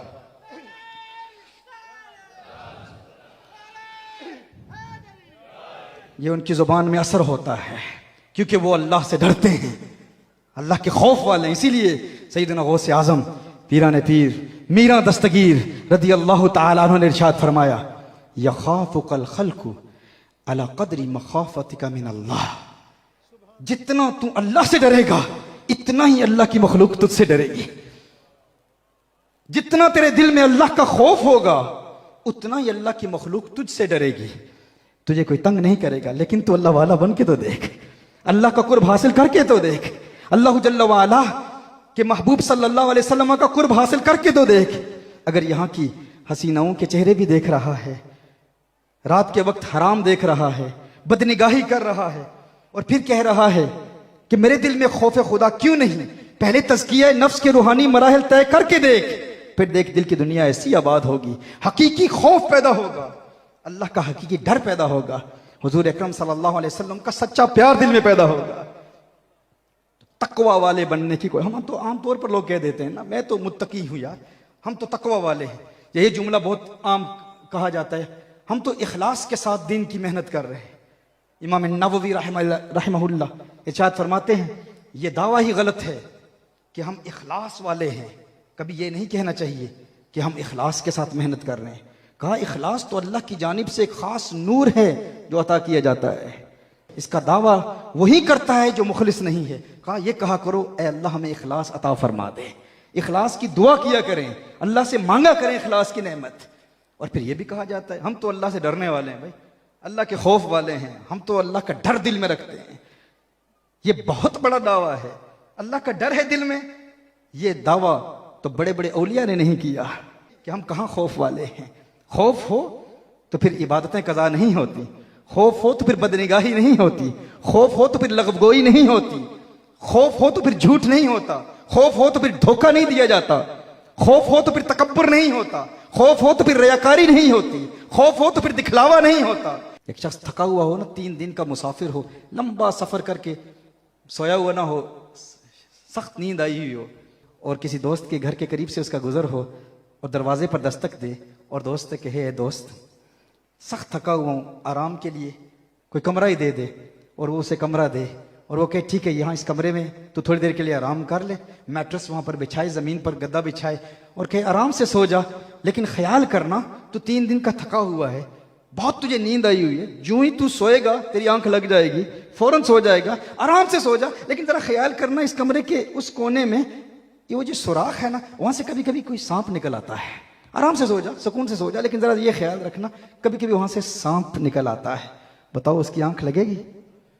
हाँ, कितनी भी नींद आई हुई हो, जब उसे इस बात का शक होगा, इम्कान होगा कि ठीक है नींद तो आई हुई है, 3 दिन से मैं बेदार हूं, 3 रातें सोया नहीं हूं, लेकिन ये शक कि वहां शायद वहां से सांप निकल आए, उसकी आंख लगने नहीं देगा। अल्लाह के खौफ का दावा, वहां सांप है नहीं, सांप के होने का यकीन नहीं, फकत इम्कान है कि सांप निकल ना आए, पूरी रात आंख लगती नहीं, और यहां अल्लाह के वजूद का यकीन हो और फजर के वक्त आंख खुलती नहीं, तो फिर खौफ का दावा कैसे कर सकते हैं? अगर खौफ है ना तो फिर इबादत के लिए इंसान बेदार होगा, आंखें खुलेंगी। अल्लाह का खौफ तलब करें, और यही खौफ प्यार की एक मंजिल है। खौफ क्या होता है? महबूब की नाराजगी का खौफ होता है कि महबूब नाराज ना हो जाए, महबूब की नाराजगी का डर होता है। इसीलिए तो इंसान कोशिश करता है कि हर वो काम करे जिससे महबूब राजी हो जाए, हर वो काम करे जिससे अल्लाह राजी हो जाए, अल्लाह का हबीब राजी हो जाए सल्लल्लाहु अलैहि वसल्लम।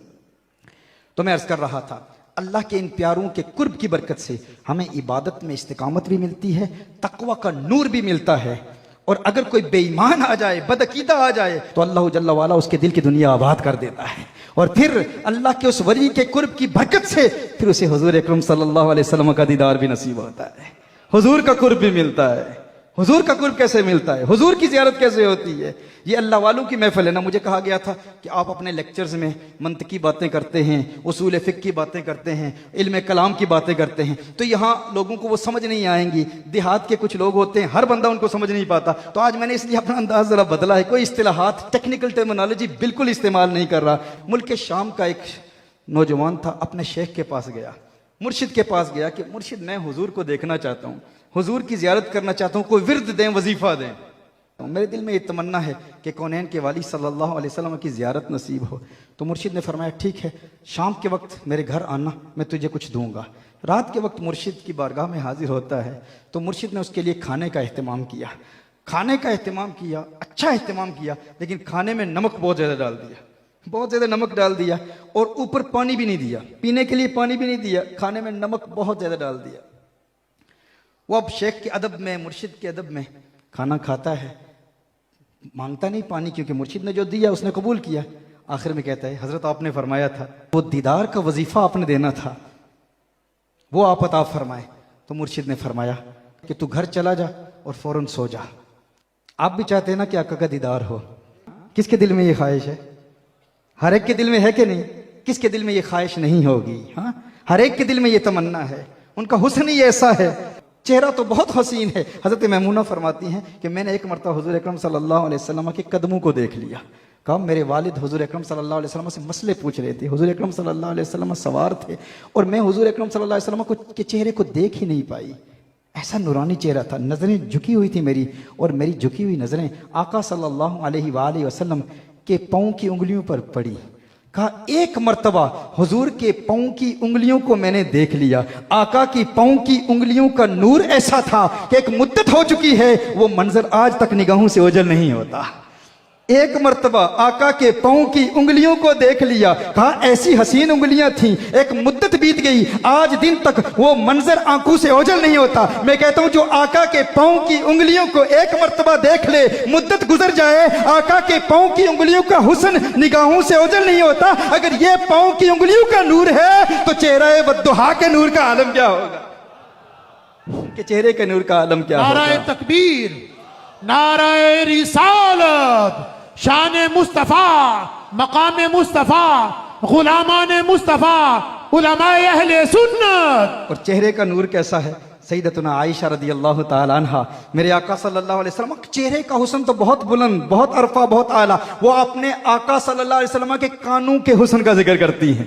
आयशा रदी अल्लाह ताला फरमाती हैं कि आका के कानों का हुस्न कैसा है, आका के कान कैसे हसीन हैं। कहा आका के कानों का हुस्न ऐसा है कि जिस तरह रात के वक्त काले बादल छाए हुए हों और काले बादलों के पीछे चांद सितारों की झिलमिलाहट नजर आती है। रात के वक्त काले बादल छाए हुए हों और काले बादलों के पीछे आपको चांद सितारों की जगमगाहट, झिलमिलाहट नजर आती है। कहा मेरे आका ऐसे हैं कि अगर आका चल रहे हों और कोई पीछे से आका के हुस्न को देख ले तो आका की काली लटकती हुई जुल्फें ऐसा मंजर पेश करती थी कि आका की काली लटकती हुई जुल्फों के पीछे आका के कान यूं चमक रहे होते जैसे काले बादलों के पीछे चांद सितारे चमक रहे हो। ये उनके कानों का हुस्न है, ये उनके जुल्फों का हुस्न है। मैं जुल्फे यार तेरे बाल बाल के सदके, रिहाई जिससे न हो जाल के सदके, और जो हशर तक न दे चैन कब्र में बेदम, मैं ऐसी याद के कुर्बा ख्याल के सदके। ये उनकी जुल्फे हैं। हाँ, ये आका की जुल्फों का हुस्न है। आका के दिल में, जिगर में, आंख में बस तू ही तू रहे, इसके सिवा न दिल में कोई आरज़ू रहे। इस एहतिमाम में, शौक में सजदे करूं अदा, तेरा ख्याल आए तो दिल बावजू रहे। और जन्नत मेरे नसीब की वाइस को बख्श दे, मेरे कफन में गैस हुए जाना की बू रहे। ये उनका हुस्न है, उनके सर का हुस्न, उनके पाँव का हुस्न। सर से पांव तक देखें सरताब कदम है तने सुल्ताने जमन फूल, लब फूल, दहन फूल, जकन फूल, बदन फूल, सारा जिस्म फूल। और क्या बात रजा उस चमनिस्ताने करम की, ज़हरा है कली जिसमें हुसैन और हसन फूल, लब फूल, दहन फूल, जकन फूल, बदन फूल। ये उनका हुस्न है। वो अपने मुर्शिद के पास जाता है। मुर्शिद ने खाना खिलाया, नमक बहुत डाल दिया, पीने के लिए पानी भी नहीं दिया। हजरत आपने फरमाया था आका का दीदार होगा, मैं आका को देखना चाहता हूं। आपने फरमाया घर चला जा, पानी नहीं पीना, फौरन सो जाना। वो घर जाता है, बगैर पानी पिए फौरन सो जाता है। फजर के वक्त मुर्शिद की बारगाह में आता है। मुल्क शाम में एक वली, एक कामिल का मुरीद मुर्शिद के बारगाह में आता है। आपने फरमाया था आका का दीदार होगा, आपने फरमाया था वजीफा अता फरमाएंगे, विर्द अता फरमाएंगे, मुझे तो दीदार नहीं हासिल हुआ। आपने फरमाया फौरन घर चला गया था, फौरन चला गया था, फौरन सो गया था, फौरन सो गया था। बता ख्वाब में क्या देखा? उसने कहा क्या देखा?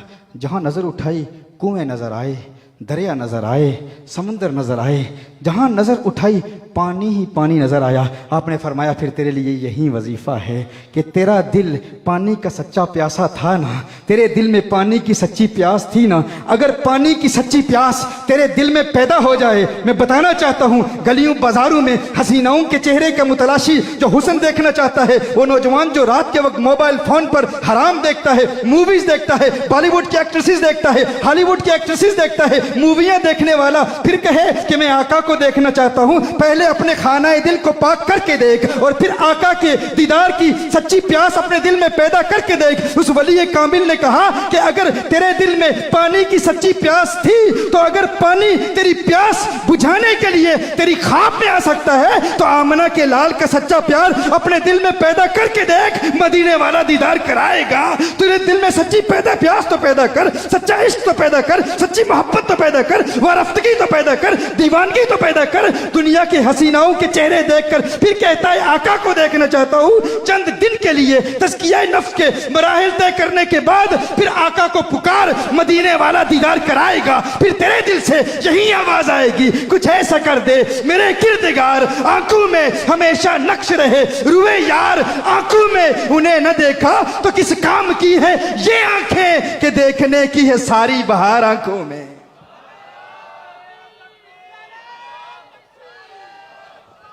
नाराए रिसालत, नाराए रिसालत, जो हो ना इश्क मुस्तफा, जो हो ना इश्क मुस्तफा, ताजदारे खत्म नबूवत, ताजदारे खत्म नबूवत, ताजदार खत्म नबूवत। तो दिल में सच्चा इश्क पैदा किया जाए। ये झूठे दावे हैं, हम कहते हैं हमें प्यार है, दीदार करना चाहते हैं। अगर सच्चा प्यार हो तो फिर नज़रें झुकी हुई रहती हैं। और यही इन आस्थानों की तालीम है, यहाँ से हमें यही सबक मिलता है, यहाँ से हमें यही उसूल मिलता है। इस उसूल को अगर हम समझ लें, सारी ज़िंदगी बूढ़े हो गए हैं, दाढ़ियाँ सफ़ेद हो गई हैं, अंदर लज्जत ख़त्म भी हो गई, लेकिन फिर भी आंखें झुकती नहीं। हाँ, दाढ़ियाँ सफ़ेद हो गई हैं, ख्वाहिशात ख़त्म हो गई हैं, लेकिन फिर भी देखने की ख्वाहिश है। अगर लज्जते तर्क लज्जत बदानी, दिगर लज्जते नफ्स लज्जत न खानी। तर्क लज्जत भी नहीं, लज्जत से कम, कुछ मजा इसका भी देखा चाहिए। क्या वो जिंदगी है? क्या जिंदगी? पूरी जिंदगी हमने गुजार दी, अभी भी ख्वाहिशात। चहल साल उम्र अजीजत गुज़श्त, मिजाजे तो अजहाल तिफली न गश्त। 40 साल बीत गए, शेख सादी शराजी फरमाते हैं, अभी भी बचपना नहीं गया। जिस तरह छोटे बच्चे के सामने स्वीट्स रखते हैं, हर नई चीज़ को वो हासिल करने की कोशिश करेगा, जो कुछ सामने रखेंगे वो उठाएगा, ये भी खा लूँ, ये भी खा लूँ। 40 साल जिंदगी के बीत गए, 50 साल बीत गए, 60 साल बीत गए, अभी भी अल्लाह की मारिफत का नूर नहीं मिला। क्यों? क्योंकि इसी नफ्स की तस्कीन के लिए मेहनत जारी है। इस नफ्स को फीड किया जा रहा है। इन आस्थानों से इस नफ्स के खिलाफ अमल करने का तरीका सिखाया जाता है। आइए आज हम इरादा करें, इस नफ्स का मुकाबला करेंगे, इस नफ्स को मारेंगे, वो सुकून की कैफियत पैदा होगी। फिर दुनिया का हुस्न हमें अच्छा नहीं लगेगा। फिर एक ही आवाज़ आएगी, अब मेरी निगाहों में जचता नहीं कोई, जैसे मेरी सरकार है वैसा नहीं कोई। तो मैंने कहा था, इस नमाज को भी हम जब पढ़ेंगे तो इस तसव्वुर के साथ, और फिर दूसरा अमल अपने नौजवान भाइयों तक, अपने दोस्तों तक, अपने अहबाब तक पहुंचाना चाहता हूं कि अपनी ज़ुबानों को अल्लाह के नाम से तर रखें। अल्लाह अल्लाह दुरूद और सलाम पढ़ते रहें। ये इसका बरह रास्त असर दिल पर होता है। एक शख्स हुजूर की बारगाह में हाजिर होता है, अर्ज़ करता है, या रसूल अल्लाह सल्लल्लाहु अलैहि वसल्लम, दीन बड़ा मुश्किल है, कोई एक काम दें मैं उस पर अमल करूं, वो मेरे लिए काफ़ी हो जाए। नबी करीम सल्लल्लाहु अलैहि वसल्लम ने इरशाद फरमाया, अपनी ज़ुबान को अल्लाह के नाम के साथ तर रखो, मशगूल रखो, मसरूफ़ रखो। हर वक्त ला इलाहा इल्लल्लाह, हर वक्त नबी करीम सल्लल्लाहु अलैहि वसल्लम की बारगाह में दरूद और सलाम के गजरे हों। इसका बरह रास्त दिल पर असर होगा और दिल की दुनिया बदलेगी। फ़लसफ़ी कहेंगे कि इसका असर क्या होता है, हम तो अल्लाह को मौसर मानते हैं, अल्लाह के नाम को मौसर नहीं मानते। वह इंसान गुनाह कर रहा है, गुनाहों का सिलसिला जारी है, पर अल्लाह अल्लाह करते हुए क्या फ़ायदा होगा, अल्लाह अल्लाह कहते हुए क्या फ़ायदा होगा। याद रखें, अल्लाह के नाम में ऐसी कुव्वत है, ऐसी ताकत है कि इंसान के दिल की दुनिया बदल देता है। हज़रत अबू बकर शिबली अलैहिर्रहमा एक दर्स दे रहे हैं और उनके दर्स में बू अली सीना अपने दौर का बड़ा फ़लसफ़ी अविसीना मौजूद है। आप अल्लाह के नाम की कुव्वत बयान कर रहे हैं कि अल्लाह के नाम में इतनी तासीर है कि अल्लाह का नाम इंसान के दिल की दुनिया बदल देता है। बू अली सीना खड़ा हो जाता है, वो कहता है, ए अबू बकर शिबली, हम नहीं मानते। कहा क्यों नहीं मानते? कहा हम फ़लसफ़ी हैं, फ़लसफ़ी 4 शक्लों से बात करते हैं। एक शक्ल खारजी होती है, एक शक्ल ज़हनी होती है, एक शक्ल किताबी होती है, एक शक्ल लफ्ज़ी होती है।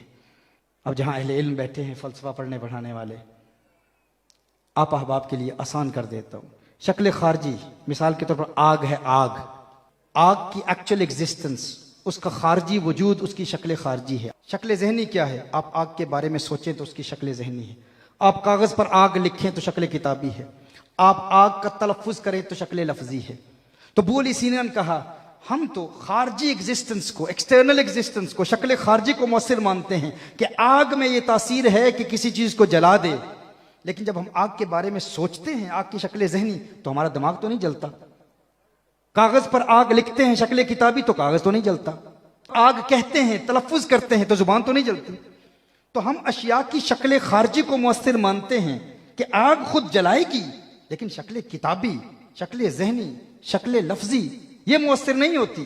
कहा हमने तो अब भी अल्लाह के वजूद को माना है कि अल्लाह दिलों की दुनिया बदल देता है, लेकिन तुम कहते हो अल्लाह का नाम दिल की दुनिया बदल देगा, दिलों को पाक कर देगा। हम इस बात को कैसे मान सकते हैं? हम शक्ल खारजी को मौसर मानते हैं।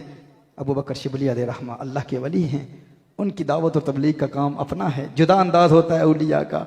उन्होंने कहा, तू तो गधा है, अब गधे को कौन समझाए।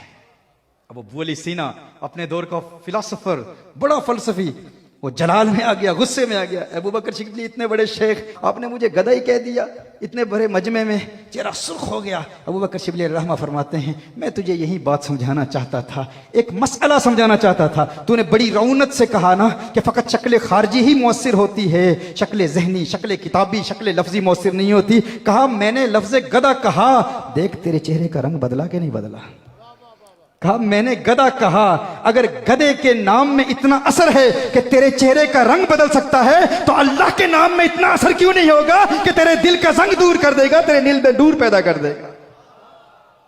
तो अल्लाह अल्लाह का नाम लेते रहें। इन औराद में इस कदर तासीर है, इनमें इस कदर कुव्वत है।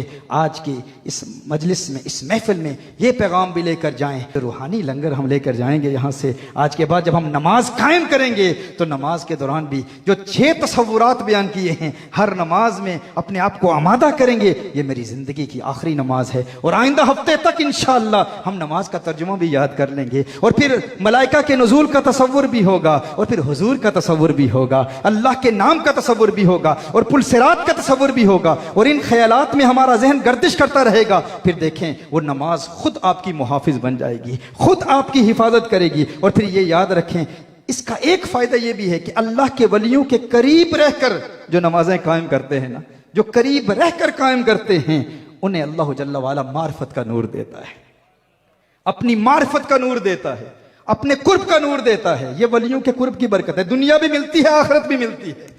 सही बुखारी की हदीस है ना। लोग कहते हैं ना आखिरत कैसे मिलती है, हम कहते हैं जन्नत अल्लाह के वली के हाथ में है, अल्लाह के इज़्न से जिसे चाहे अता फरमा दे, अल्लाह के इज़्न से। नादान कहते हैं अरे ये तो जन्नत की तौहीन हो गई कि जन्नत अल्लाह के वली के हाथ में है। हम कहते हैं अल्लाह ने अता फरमाई है, अल्लाह ने अता फरमाई है। वली दुआ करता है, उसकी दुआ की बरकत से अल्लाह जन्नत अता फरमा देता है। सही बुखारी की हदीस है, नबी करीम सल्लल्लाहु अलैहि वसल्लम ने इरशाद फरमाया, क़यामत के रोज अल्लाह के मुकर्रब बंदे अल्लाह की बारगाह में अर्ज करेंगे, जब कुछ लोग जहन्नुम में जा चुके होंगे, अल्लाह के प्यारे अर्ज करेंगे, इख्वानुना कानू युसल्लूना माअना व यहुज्जूना माअना व यसूमूना माअना फअदखलतहुमुन नार। ए अल्लाह ये हमारे अपने हैं, हमारे प्यारे हैं, हमारे भाई हैं, हमारी मैयत वाले हैं, हमारी सोहबत वाले हैं, हमारी संगत वाले हैं, हमारे कुर्ब वाले हैं। या अल्लाह तूने इन्हें जहन्नुम में डाल दिया। सही बुखारी की हदीस है। मोमिनीन अल्लाह के प्यारे, अल्लाह के मुकर्रबीन अल्लाह की बारगाह में इल्तिजा करेंगे। लफ्ज जो सही बुखारी में आए हैं मुजादला करेंगे। मुजादला का तर्जुमा हम करते ही नहीं, खतरनाक तर्जुमा है, हम तफवीज कर देते हैं। बल्कि यूं कह दूं, अल्लाह की बारगाह में प्यार से अर्ज करेंगे। जिस तरह एक बच्चा जिद करता है, गोया कि जिद कर रहे होंगे, ये वो मुजादला है। ए अल्लाह ये हमारे प्यारे हैं, ये डोडा शरीफ दरबार पर आया करते थे, ये मजार पर आया करते थे, ये हमारे कुर्ब में रहते थे। हम जाहिरी तौर पर पर्दा फरमा गए, लेकिन इन्होंने हमारे निजाम को कायम रखा, इन्होंने हमारे मिशन को कायम रखा, इन्होंने हमारे मिशन को फैलाया। हुफाज तैयार होते रहे, उलमा तैयार होते रहे। पाकिस्तान के बड़े बड़े शहरों में, कराची, लाहौर और इस्लामाबाद में वो मंजर लोग नहीं देखते थे कि 600 के लगभग बनात औरतें हिफ्ज कर रही हैं, आलिमा बन रही हैं। ए अल्लाह ये हमारे प्यारे हैं, हमारी संगत वाले हैं, हमारे कुर्ब वाले हैं, हमारी मैयत वाले हैं। इन्होंने हमारे मिशन को जारी रखा, हमारे करीब रहा करते थे। या अल्लाह इन्हें जहन्नुम में डाल दिया। हुजूर अकरम सल्लल्लाहु अलैहि वसल्लम इरशाद फरमाते हैं, सही बुखारी की हदीस है, अल्लाह इरशाद फरमाएगा, ए मेरे मोमिन बंदो, अगर ये तुम्हारे हैं तो फिर जाओ, इनमें से जिस जिसको पहचानते हो उसे जहन्नुम से निकाल कर दाखिले जन्नत कर दो, दाखिले जन्नत कर दो। वली अल्लाह के हाथ में जन्नत कैसे है कि वो दुआ करते हैं, अल्लाह वलियों की बरकत से उनकी दुआओं को कबूल फरमाते हुए जन्नत अता फरमा देता है। इमाम बैहकी रिवायत करते हैं शौबुल ईमान की हदीस से, मेरे आका सल्लल्लाहु अलैहि वसल्लम 3 दिन सहाबा के साथ नहीं बैठे। नमाज के बाद हुजूर अकरम सल्लल्लाहु अलैहि वसल्लम वहां से तशरीफ ले जाते। 3 दिन के बाद सहाबा अर्ज करते हैं, या रसूलुल्लाह सल्लल्लाहु अलैहि वसल्लम आप मसरूफ हैं। नबी करीम सल्लल्लाहु अलैहि वसल्लम ने इरशाद फरमाया, अल्लाह जल्ला व अला ने इरशाद फरमाया है, ए मेरे महबूब, कयामत के रोज 70,000 तेरे उम्मती ऐसे होंगे जिन्हें मैं बगैर हिसाब व किताब के बख्श दूंगा। वो जो पहली हदीस है ना, वो किन के मुतल्लिक थी? वो जो जहन्नुम में होंगे, यानी अल्लाह के वलियों के करीब तो होंगे, लेकिन कुछ गुनाहों की वजह से, कुछ बदअमालियों की वजह से, इबादत में कमजोरी हो गई, झूठ बोल दिया, गीबत कर दी, कुछ गुनाह होते रहे, लेकिन जहन्नुम में गए, अजाब मिला। क्यों? गुनाहों की वजह से अजाब में मुब्तला हुए। लेकिन फिर अल्लाह के वलियों ने पहचान लिया, लेकिन ये तो वो हैं जो जहन्नुम में चले गए, जिन्हें जहन्नुम का अजाब मिला, लेकिन फिर वलियों की शफाअत से, मोमिनीन कामिलीन की शफाअत से उनकी मगफरत हो गई।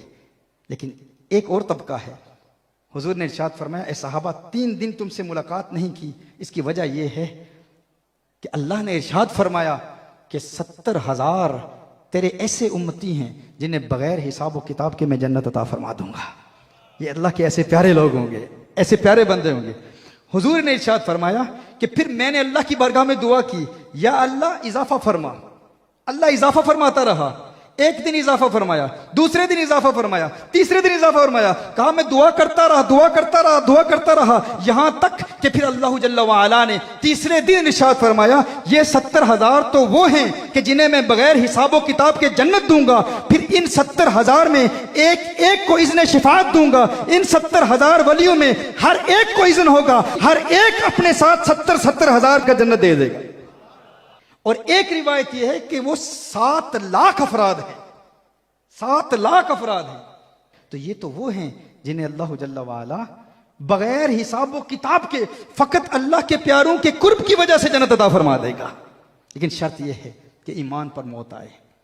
इंसान जब दुनिया से जाए मोमिन हो, और गुनाहों की कसरत की वजह से भी सल्ब ईमान का अंदेशा होता है। तो ये जो हम कहते हैं अल्लाह के वली अल्लाह के इज़्न से जन्नत अता फरमाते हैं, जन्नत इनके हाथ में है, जिसे चाहें अल्लाह के इज़्न से जन्नत अता फरमाते हैं। कहा जाता है जन्नत की तौहीन है, वली के हाथ में जन्नत कैसे है? मैं आपसे पूछना चाहता हूं, क्या मां के कदमों में जन्नत है या नहीं? सही हदीस है मेरे आका सल्लल्लाहु अलैहि वसल्लम की, जब मां के कदमों में जन्नत हो सकती है, तो बताओ एक बेटे के लिए अगर उसकी गुनहगार मां के कदमों में जन्नत हो सकती है, तो एक मुरीद के लिए उसके कामिल मुर्शिद के हाथों में जन्नत क्यों नहीं हो सकती? ये अल्लाह के वलियों की शिफाअत है, और ये हदीस सही बुखारी की है।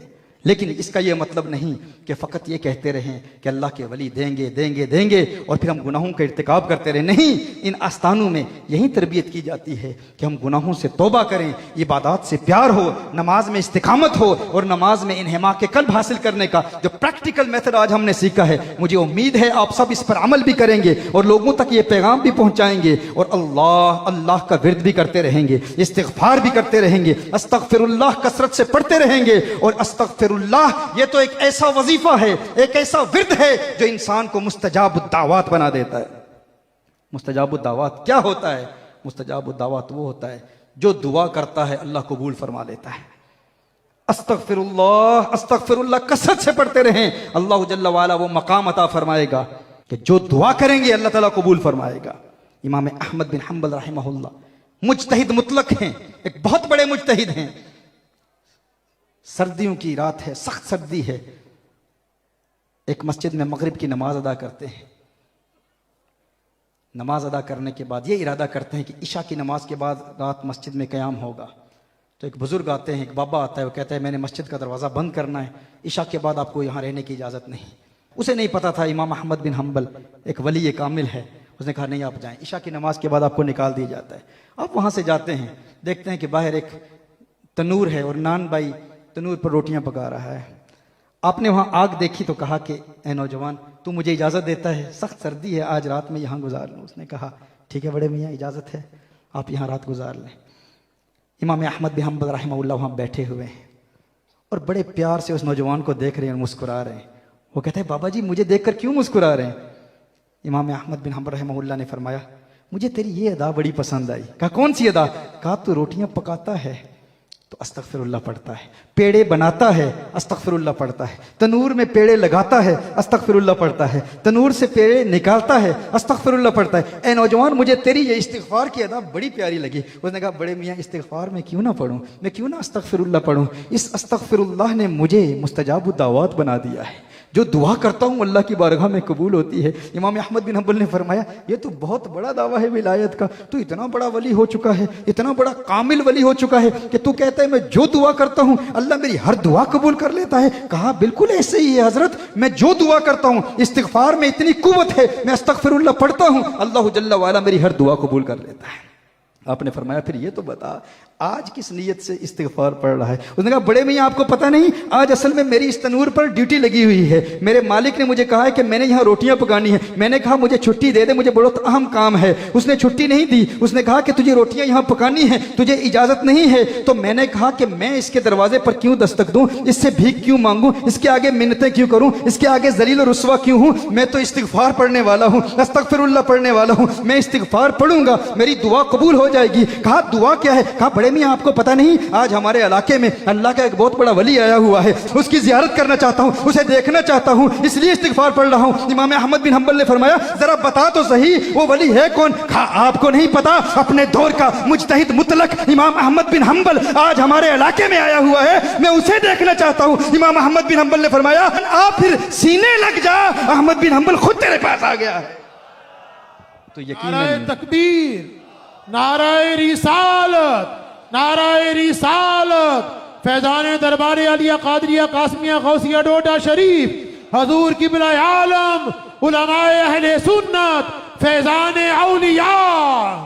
कहा यकीनन तो मुस्तजाब दावत है। मैं भी कहूं कि कोई किसी बूढ़े शख्स को सख्त सर्दी की रातों में मस्जिद से क्यों निकाले, मैं वहां रहना चाहता था, रात गुजारना चाहता था, लेकिन यकीनन ये तेरे इस इस्तिगफार की मिकनातीसी कशिश थी जो मुझे तेरी तरफ खींच रही थी। ये इस्तिगफार की बरकत थी। आज फिर मैं अहमद बिन हंबल तुझे देखने के लिए आया हूं, सीने लग जा, यकीनन तो मुस्तजाब दावत है। तो ये अल्फाज का असर दिल पर होता है। इस्तिगफार की भी कसरत करें और दुरूद और सलाम के गजरे भी निछावर करते रहें। हुजूर अकरम सल्लल्लाहु अलैहि वसल्लम पर कसरत से दुरूद पढ़ते रहें। कसरत से दुरूद की बरकत से इंशाअल्लाह हुजूर का कुर्ब भी मिलेगा, ईमान की तकवीयत भी मिलेगी और फिर जिंदगी आसान होगी, क्योंकि दुरूद शरीफ इंसान को डिप्रेशन के मर्ज से पाक कर देता है, एंग्जाइटी के मर्ज से पाक कर देता है, मेंटल हेल्थ इश्यूज खत्म हो जाते हैं। औलाद अगर नाफरमान है तो फरमाबरदार बन जाती है। मैंने एक पूरा लेक्चर दिया है मोबाइल फोन्स जो हमारे बच्चों को बर्बाद कर रहे हैं, उसमें एक नुक्ता यह भी है कि एक रिदम में, एक तर्ज में माँ बाप इकट्ठे बैठ के दुरूद शरीफ पढ़ें, हर रोज कुछ वक्त निकाल लें, लेकिन तर्ज एक ही हो। इसकी वजह से इसका असर क्या होता है, ये दिल के खुलिये जो है ना, इनकी एक तासीर होती है। जिसके दिल का खुलिया ताकतवर हो, एक साइंटिफिक तहकीक है, बहुत इस पर रिसर्च की गई कि अगर रिदम मिल जाए, हम आवाज होकर, एक आवाज होकर, माँ बाप कुछ एक कलाम पढ़ रहे हूं, बच्चे भी वहीं पढ़ रहे हूं, तो उनके दिलों में प्यार पैदा हो जाता है। अहले मोहब्बत कहते हैं अगर बच्चा नाफरमान है ना, या वो जिद्दी है, या उसमें चिड़चिड़ापन है, या अहमक है, कम अकल है, कम फहम है, ज़हीन नहीं है, तो माँ बाप मिलके एक ही रिदम में, एक ही आवाज में हर रोज कुछ टाइम निकाल कर दुरूद शरीफ इकट्ठे पढ़ें। उस दुरूद शरीफ का दिल पे असर क्या होगा, नाफरमान बच्चा फरमा बरदार हो जाएगा, चिड़चिड़ापन खत्म हो जाएगा, जिद खत्म हो जाएगी। कम अकल है तो अल्लाह जल्ल वाला उसे फाहम फिरासत अता फरमाएगा, हाफजे में कमी है तो अल्लाह जल्ल वाला उसके हाफजे को तकवीयत देगा। ये दुरूद शरीफ की बरकत है। आप हुजूर का प्यार अपने दिल में पैदा कर रहे हैं, आखिरत तो संवरेगी, दुनिया भी संवर जाएगी। ये नवाज़िशें, ये इनायतें, गमे दो जहां से छुड़ा दिया, गमे मुस्तफा तेरा शुक्रिया, मुझे जीना मरना सिखा दिया। ये उनका प्यार है जो जीना मरना सिखा देता है, जिंदगी के तरीके सिखाता है, उनकी मोहब्बत है, उनका उसवा है, उनकी सीरत है, उसे अपना ले तो सब कुछ समझ जाता है। ये दुनिया भी, वो दुनिया भी, क्योंकि ये दुनिया भी अल्लाह ने उसके लिए बनाई है, वो दुनिया भी अल्लाह ने अपने महबूब के लिए बनाई है। इसीलिए कहा ना, जमीन और जमा तुम्हारे लिए, मकीन और मका तुम्हारे लिए, चुनीन और चुना तुम्हारे लिए, बदन में है जान तुम्हारे लिए, दहन में जुबा तुम्हारे लिए, हम आए यहाँ तुम्हारे लिए, उठे भी वहां तुम्हारे लिए, जीना में चमन, चमन में समन, समन में फबन, फबन में दुल्हन, सजाए मेहन पे ऐसे मनन, ये अमनो अमा तुम्हारे लिए। सब उसी के लिए बनाया गया है। उससे प्यार कर लो, दुनिया भी संवर जाएगी, आखिरत भी संवर जाएगी, दिल में भी सुकून मिलेगा, औलाद भी इताअत करेगी, दुश्मनों की दुश्मनियां खत्म होंगी, नफरत करने वालों की नफरतें खत्म होंगी। उनसे प्यार कर लो, क्योंकि वही हकीकी प्यार के हकदार हैं, क्योंकि ये सारा जमाना, सारी कायनात, सारी दुनिया उन्हीं के लिए बनाई गई हो ना। ये फूल तो बुलबुल का तरन्नुम भी न हो, चमने दहर में कलियों का तबस्सुम भी न हो, ये न साकी हो तो फिर मैं भी न हो, खुम भी न हो, बज़्म तौहीद भी दुनिया में न हो, तुम भी न हो। और बरेली का मुजाहिद अपने अंदाजे दिलबराना में कहता है, कहा ये सबा सनक, वो कली चटक, ये जुबां चहक, लबे जो झलक, ये महक झलक, ये चमक धमक, सब उसी के दम की बहार है, सब उसी के दम की बहार है। ये सबा सनक वो कली चटक, ये जुबां चहक लबे जो झलक, ये महक झलक ये चमक धमक, सब उसी के दम की बहार है। ये समन ये सौसन या समन, ये बनफ्श सुम्बुल नस्तरन, गुल सर्वे लाला भरा चमन, वही एक जलवा हजार है। वो न था तो बाग में कुछ न था, वो न हो तो बाग हो सब फना, बादब झुका लो सरे विला कि मैं नाम लूं गुल बाग का गुलेतर मोहम्मद मुस्तफा। चमन उनका पाक दयार है, चमन उनका पाक दयार है।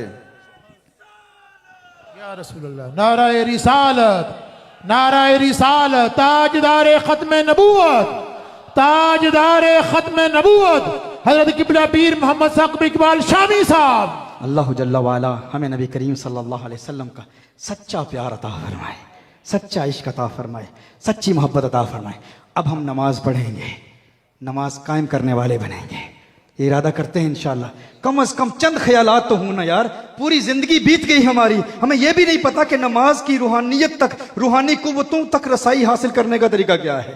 हमें यह भी नहीं पता कि नमाज में किस तरह खुशू खुदू हासिल किया जाता है। आज अगर हमने ये तरीका सीखा है, अभी अपने आप को आमादा कर लेंगे कि जिंदगी की आखिरी नमाज है, अल्लाह तुझे राजी करने का ये आखिरी मौका है। ये मौका तूने हमें इस बार की इसकी बरकत से अता फरमाया। और फिर ये तसव्वुर के मलाइका का नुज़ूल हो रहा है, फिर पुल सिरात पे हम खड़े हैं और अल्लाह के नाम पर तवज्जो करेंगे। इस ख्याल से इंशाअल्लाह ताला नमाज कायम करेंगे। अल्लाह जल्ला वाला इस हाज़िरी को अपनी बारगाह में कबूल फरमाए। अल्लाह जल्ला वाला हर ख़ता मुआफ़ फरमाए, हर गुनाह मुआफ़ फरमाए। हम इज्तिमाई तौर पर अपने माजी के तमाम गुनाहों से तौबा करते हैं। अगर हमारी ज़ुबान से कोई कलिमा कुफ्र निकल गया हो तो या अल्लाह हम तौबा करते हैं और कलिमा तैयबा पढ़ते हैं, अशहदु अल्ला इलाहा इल्लल्लाह व अशहदु अन्ना मुहम्मदन अब्दुहु व रसूलुहु, ला इलाहा इल्लल्लाह मुहम्मदुर रसूलुल्लाह सल्लल्लाहु अलैहि वसल्लम व आखिरु दअवाना अनिल हम्दुलिल्लाहि रब्बिल आलमीन।